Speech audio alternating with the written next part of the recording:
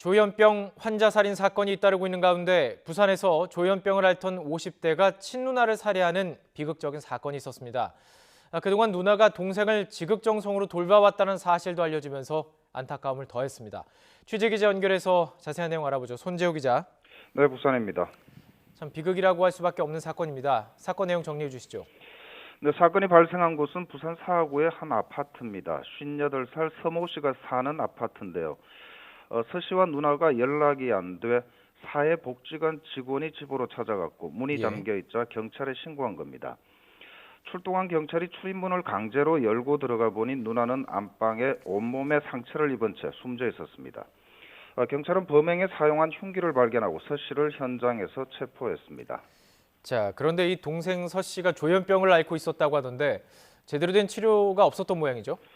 네, 동생 서 씨는 20대 후반에 조현병을 진단받았다고 합니다. 조현병 환자로 30여 년을 살았는데요.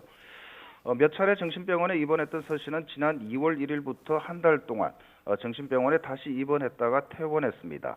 하지만 입원과 투약을 극도로 꺼리던 서 씨는 그때부터 치료제를 먹지 않았던 것으로 알려졌습니다.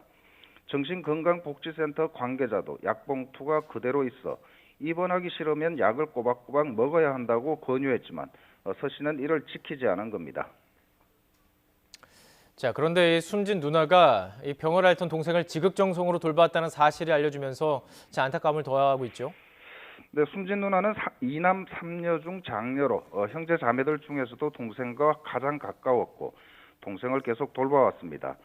전라도에 살면서도 주기적으로 동생 집을 찾아와 한 달에 이틀에서 일주일까지 머무르며 동생을 챙겼습니다.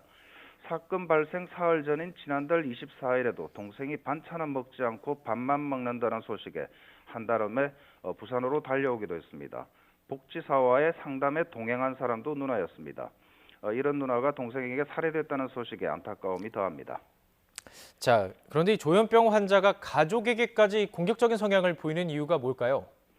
근데 전문가들은 조현병 환자들은 자신이 병이 있다는 것을 모르기 때문에 자신을 돌보며 치료를 권유하면 이에 대해 적개심을 보이는 경우가 많다고 합니다. 조현병 환자에게 가족은 든든한 지원군이기도 하지만 공격 대상이 되기도 합니다. 이 때문에 환자 가족들의 말 못할 고민도 깊은 상황입니다. 예, 들으면 들을수록 참 안타까운 사연입니다. 자, 현재 경찰 조사 어떻게 진행되고 있습니까?